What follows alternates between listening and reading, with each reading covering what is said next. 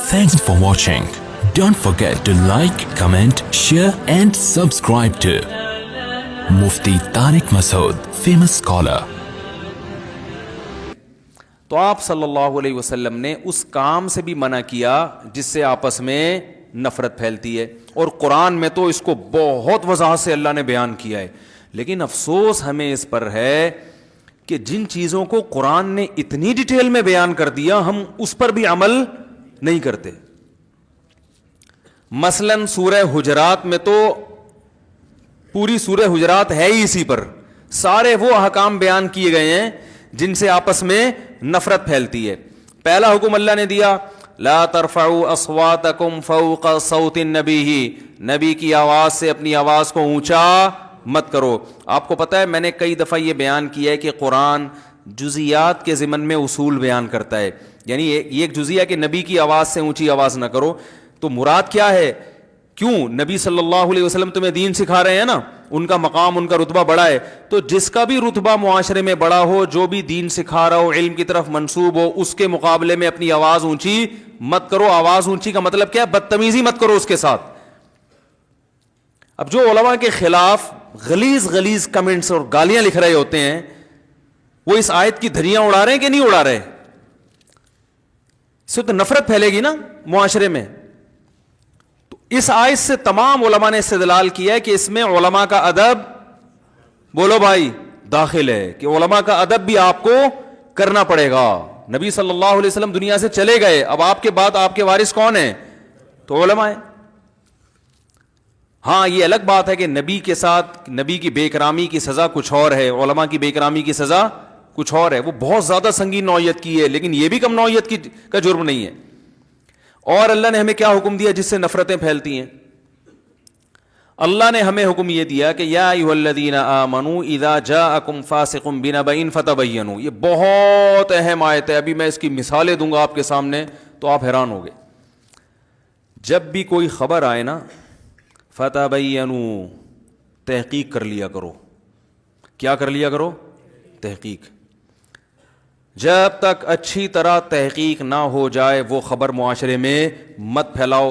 اگر میں قسم اٹھا کے کہوں نا کہ اس وقت جتنی لڑائیاں پھڈے جھگڑے آپس میں ہو رہے ہیں، چاہے وہ سوشل میڈیا پہ ایک دوسرے کو گالیاں دی جا رہی ہوں یا ویسے نجی محفلوں میں، ان کی بڑی وجہ یہ ہوتی ہے کہ ہمیں کسی کے بارے میں کوئی خبر پتہ چلتی ہے اور ہم پوری طرح تصدیق کیے بغیر آگے اس کو نقل کر دیتے ہیں. صحت کے حوالے سے چاہے وہ خبر ہو، کسی سیاسی لیڈر کے حوالے سے ہو، فوج کے حوالے سے ہو، ایجنسی کے حوالے سے ہو، اپوزیشن کے حوالے سے ہو، کسی عالم کے حوالے سے ہو، کسی بھی شخص کے حوالے سے ہو، پوری طرح تحقیق نہیں ہوتی اور وہ خبر مارکیٹ میں پھیل جاتی ہے. یہ تو اتنا زیادہ ہو رہا ہے، اتنا زیادہ ہو رہا ہے جس کی انتہا نہیں ہے. آپ کو یاد ہے ابھی تھوڑے دن پہلے وہ ایک خبر آئی تھی کہ ویکسینیشن ہوئی ٹائیفائڈ کی اور اتنے بچے مر گئے. یہ خبر پھیلی تھی نا. وہ ایسی خبر پھیلی ہے کہ میں نے بھی اپنے بچوں کو پھر وہ ویکسینیشن ٹائیفائڈ کی نہیں کروائی. میں نے کہا بھائی، تو مجھے خیال ہوا کہ قرآن میں اللہ تعالیٰ کا ارشاد ہے کہ جب بھی کسی خبر کی تحقیق کرنی ہو تو اس کے اہل سے کیا کرو. بات آ رہی ہے سمجھ؟ اس فیلڈ کے ماہرین سے. یہ قرآن کی آیت ہے، میں ابھی پڑھ کے سناؤں گا وہ آیت. خبر کی تحقیق اپنے جیسے لوگوں سے نہیں ہوتی، خبر کی تحقیق ان لوگوں سے ہوتی ہے جو اس فیلڈ کے، بولتے کیوں نہیں یار، ماہر ہیں. تو ویکسینیشن سے اتنے بچے مرے، اتنے نہیں مرے، یہ زیادہ اس کی خبر ڈاکٹروں کو ہوگی نا یا عام لوگوں کو ہوگی؟ کیا خیال ہے بھائی؟ تو میں نے بھی بچوں کو نہیں، میں نے کہا یار یہ مر رہے ہیں، پتہ نہیں، یہ وہ واٹس ایپ پہ بھائی تصویریں آئی ہیں بچے مر گئے، یہ تو تصویر ہم نے خود دیکھی ہیں. میں نے ایک ڈاکٹر نہیں درجنوں ڈاکٹروں سے رابطہ کیا. ایک کو تو ایک ڈاکٹر غلط بیانی کر سکتا ہے، 2 3 4 سب سے پوچھا، انہوں نے کہا یہ جھوٹی خبر ہے. سمجھا پا رہا ہوں اپنی بات میں؟ یہ خبر کیا ہے؟ جھوٹی ہے.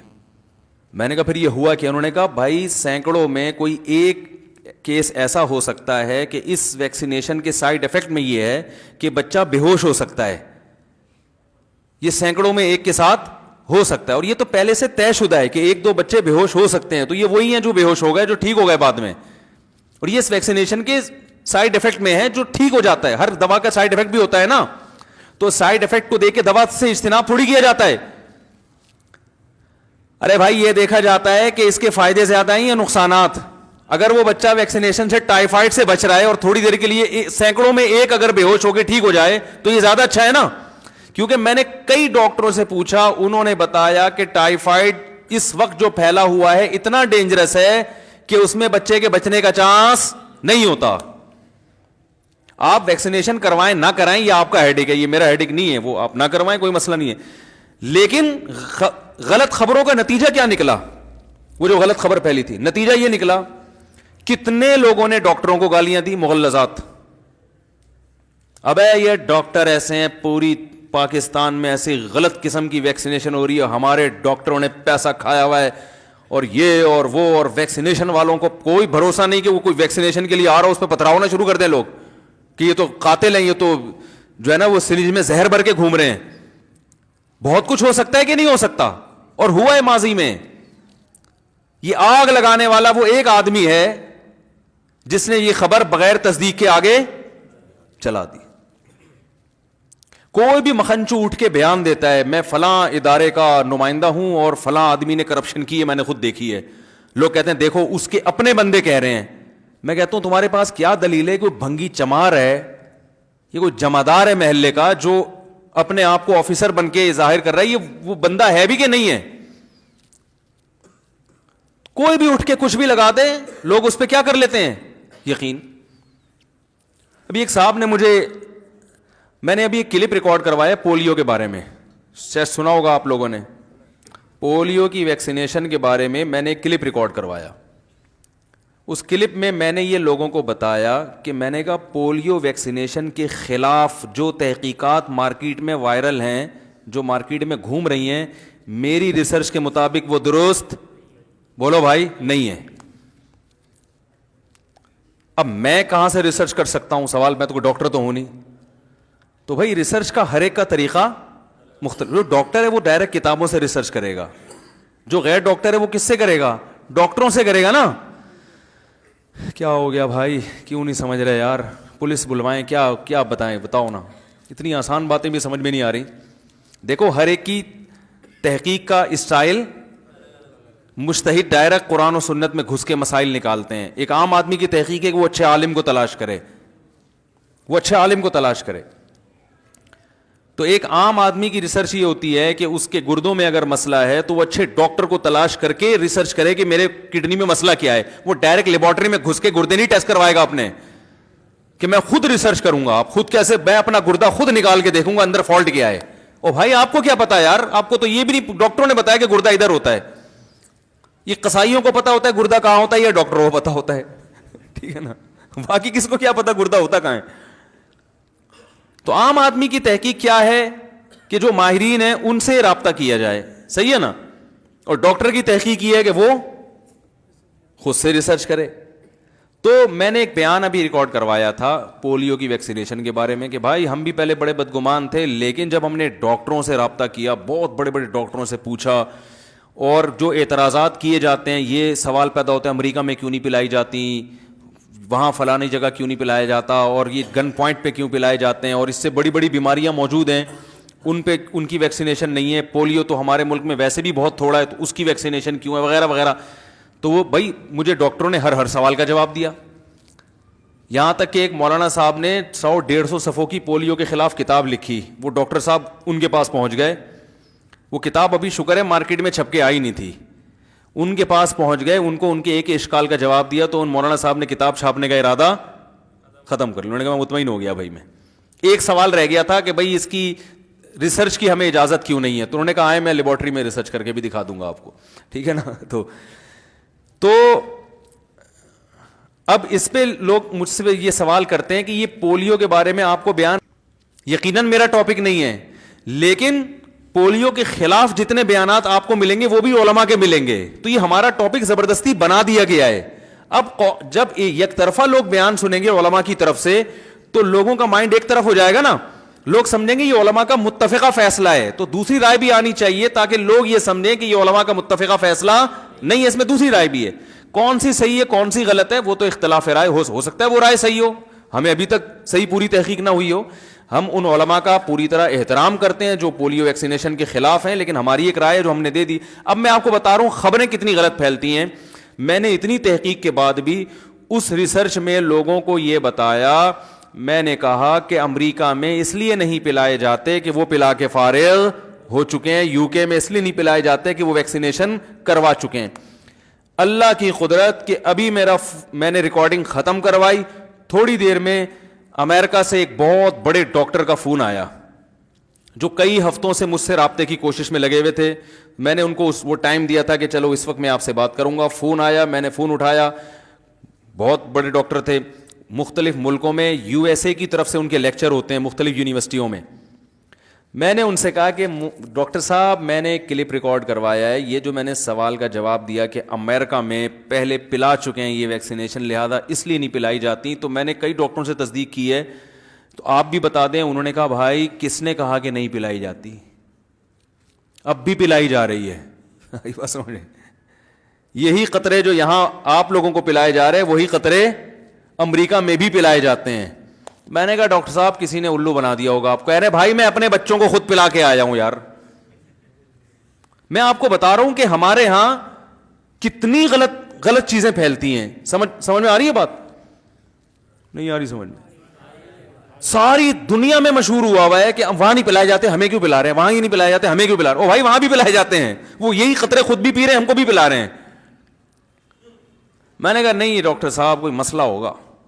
پھر میں نے اپنی جو ویب سائٹ ہے نا اس کا ایڈمن احمد طالب صاحب جو میرا یہ پورا بیان چلا رہے ہیں, وہ بھی امریکہ میں ہی اس کو فون کیا. میں نے کہا بھائی یار یہ ذرا ریسرچ کر کے بتاؤ کہ امریکہ میں بھی پولیو کے قطرے پلاتے ہیں. اس نے کہا میں خود اپنے بچوں کو پلا کے آیا ہوں, اسکول میں ایڈمیشن نہیں ملتا جب یہ قطرے نہ پلائے جائیں.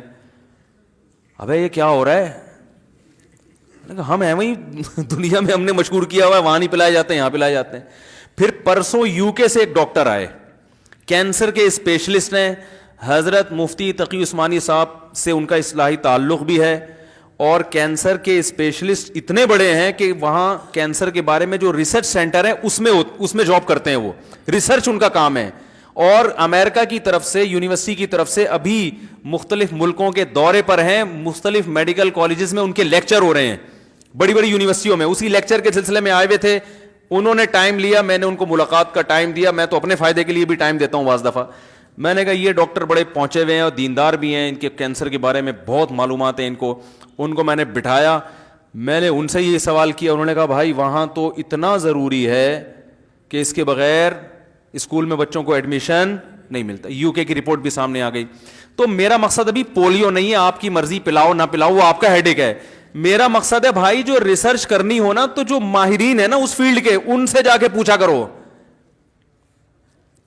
سمجھ میں آ رہی ہے بات؟ تو گن پوائنٹ پہ اس لیے پلا رہے ہیں کہ تمیز سے پیتے نہیں ہیں.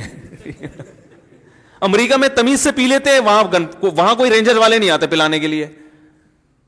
پھر بھی آپ پلائیں نہ پلائیں, لیکن اگر ریسرچ کرنی ہے تو ان دونوں چیزوں کو سامنے رکھیں, ان ڈاکٹروں سے تو ملیں کم از کم.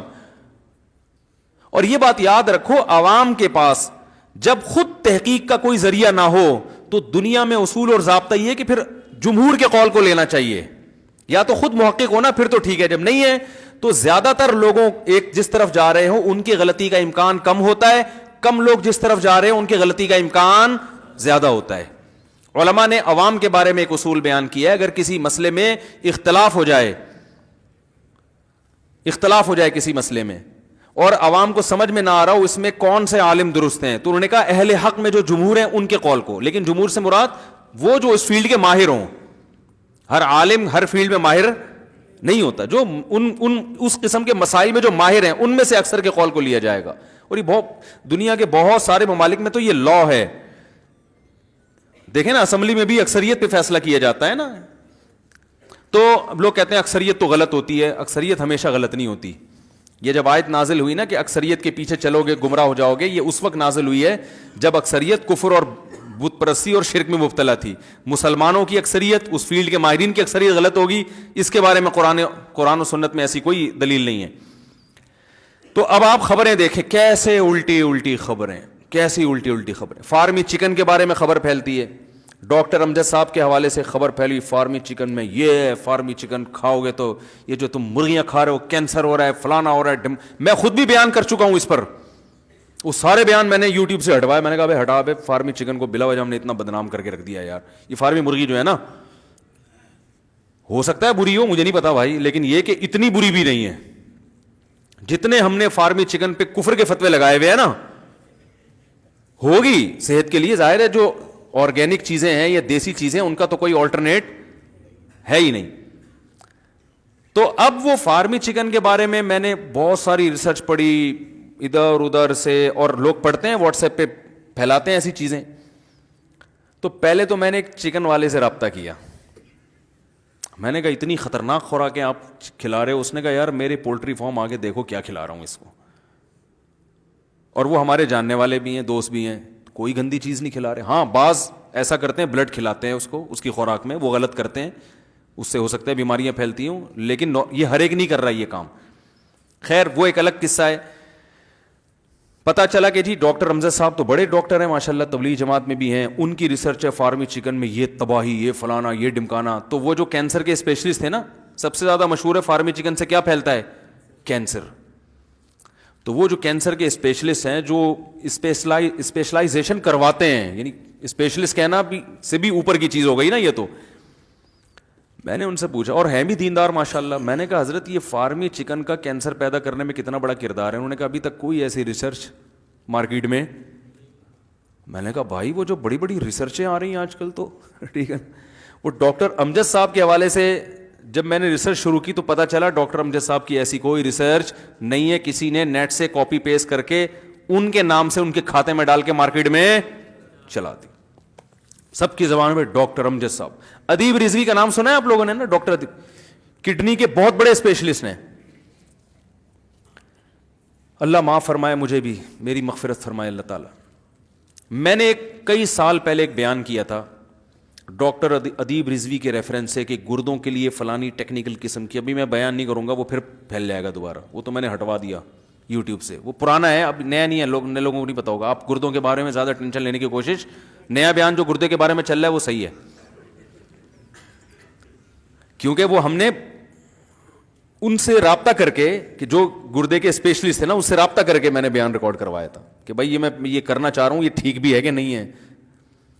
تو کولڈ ڈرنک کے حوالے سے ایک تھا, یہ ہوتا ہے یوں گردے میں ٹھا کر کے لگتی ہے پھر یوں گردہ وغیرہ وغیرہ. ابھی میں دوبارہ نہیں کرنا چاہتا, وہ لوگ سمجھ جائیں گے کون, کچھ لوگ پرانے بھی بیٹھے ہوئے ہیں نا جن کے زمانے کے انجن بند ہو چکے ہیں, وہ پھر سمجھ جائیں گے. تو اب جب ایک چیز ختم ہو گئی تو ختم ہو گئی. تو ادیب رضوی کے حوالے, ڈاکٹر ادیب رضوی بڑے ڈاکٹر ہیں, ان کے حوالے سے کڈنی کے بارے میں ایک چیز بڑی کئی سالوں سے وائرل ہو رہی ہے. ڈاکٹر ادیب رضوی صاحب کہتے ہیں, اتنی زیادہ پھیلائی گئی وہ خبر, اتنی کہ ہم بھی متاثر کہ یار اتنے لوگ جھوٹ تو نہیں بول سکتے نا, یعنی واٹس ایپ پہ, فیس بک پہ, ہر جگہ. پتہ چلا کہ ادیب رضوی صاحب کے فرشتوں کو بھی اس کا علم نہیں. تو میں نے ڈاکٹر صاحب سے پوچھا, میں نے کہا وہ تردید کیوں نہیں کر دیتے کہ میں نے ایسا کچھ نہیں. انہوں نے کہا بھائی ان کے پاس ٹائم ہی نہیں ہے, وہ صبح شام لوگوں کے گردوں کی سیٹنگ میں لگے ہوئے ہیں. وہ لوگ اتنا واٹس ایپ فیس بک دیکھتے ہی نہیں ہے کہ وہ وہی تردیدیں کریں. آج ایک تردید کریں گے کل دوسرا ان کے حوالے سے, وہ تو سارا دن بیٹھ کے کیا کرتے رہیں گے. تو یہ تو عوام کی ذمہ داری ہے کہ کوئی خبر آئی ہے تو متعلقہ لوگوں سے پوچھو کہ آپ نے ایسا کہا بھی ہے یا نہیں کہا. یوٹیوب پہ اکثر یہ ہوتا ہے کہ آپ کسی کے بیان پہ تبصرہ شروع کر دیتے ہیں, جنہوں نے وہ بیان سنا نہیں ہوتا نا, وہ آپ کا بیان سن کے اس کے خلاف بولنا شروع کر دیتے ہیں, حالانکہ جو آپ پہ اعتراض کرنے والا ہوتا ہے اس نے آپ کا بیان سنا ہی نہیں ہوتا, کہ اس نے دعویٰ کیا کہ میرے ساتھ تو ایسا بہت ہوتا ہے. پہلے ایک مشہور فتنہ پرست تھا جس کے خلاف میں بہت بولتا تھا, وہ بہت یہ گڑبڑ کرتا تھا کہ جو دعویٰ میں نے نہیں کیا وہ پکڑتا تھا, جو میں نے کیا ہے اس کی طرف توجہ ہی نہیں تھی. میں نے پھر بولنا ہی چھوڑ دیا, میں نے کہا بلا وجہ ہمارا نام لے لے کے اپنے آپ کو پروموٹ کرنے کے علاوہ اور کوئی کام نہیں. تو عوام کیا کرتی ہے, مثال کے طور پر آپ کسی کے خلاف کلپ ریکارڈ کروائیں کہ فلاں نے یہ کہا ہے اور یہ الفاظ استعمال کیے جو بالکل غلط ہیں اور یہ ہے اور ایسا نہیں ہونا چاہیے, تو لوگ نیچے کمنٹس کریں گے فلاں نے تو بہت غلط کیا. یہ نہیں پوچھتے کہ فلاں نے ایسا کہا بھی ہے یا نہیں کہا, یہ پوچھتے ہی نہیں ہے. تو جو بات کی نہیں ہوتی وہ بنا کے پیش کر دی جاتی ہے. تو اللہ کا واسطہ فیس بک واٹس ایپ پہ پھیلی ہوئی خبروں پر اعتماد نہ کرو. ایک دن کسی نے کہا کہ وہ فلاں آرمی کا آفیسر تھا, اس نے خود اعتراف کیا ہے اور مجھے ویڈیو بھیجی, اس نے خود اعتراف کیا کہ فلاں کام ہم نے کیا ہے. میں نے کہا یہ مغنچو آرمی کا آفیسر نہیں ہے.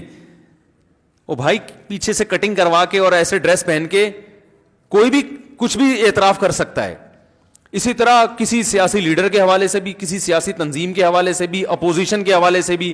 تو یہ سیاست میں بھی چل رہا ہے, ہر ڈاکٹروں میں بھی چل رہا ہے. آپ کہہ سکتے ہیں میں نے یوٹیوب پہ فلاں ڈاکٹر کی یہ تحقیق پڑھی ہے, آپ پہلے یہ تو تحقیق کرو کہ جو وہ ڈاکٹر ہے وہ ڈاکٹر ہے بھی کہ نہیں ہے. ابھی جو یو کے ڈاکٹر آئے تھے نا مجھ سے, یعنی ان سے میری ملاقات ہوئی, تو انہوں نے ایک بات بتائی. انہوں نے کہا انٹرنیٹ پہ ایک ڈاکٹر ہے بڑا مشہور, میں نے جیسے ہی نام لکھ کے سرچ کیا نا وہ ڈاکٹر صاحب آ گئے. انہوں نے کہا یہ ڈاکٹر نہیں ہے, یہ ڈاکٹر نہیں ہے اور ایک نمبر کا فراڈی ہے یہ. لیکن میں نام نہیں بتاؤں گا آپ کو, میں نام نہیں بتاؤں گا, وہ اللہ کی قدرت ہے اس وقت میرے ذہن سے نام نکل بھی گیا ہے. لیکن وہ مشہور ڈاکٹر ہے, آپ جیسے یوٹیوب پہ لکھیں آ جائے گا سامنے. کہتے ہیں کہ میں اس کی مجلس میں گیا, اس کمبخت کو نہیں پتا تھا کہ یہ ڈاکٹر ہیں, وہ عام ہی بن کے گئے یہ. تو ایک حلقہ لگا ہوا ہے لوگوں کا, کسی نے پتہ نہیں کیا کہا میرے گھٹنے میں ایک تکلیف ہے ڈاکٹر صاحب, تو انہوں نے نسخہ نا اسٹائل سے بتاتے ہیں, آپ ایسا کریں 1 کلو دہی لیں, اس میں 1 چمچہ چونا ملائیں.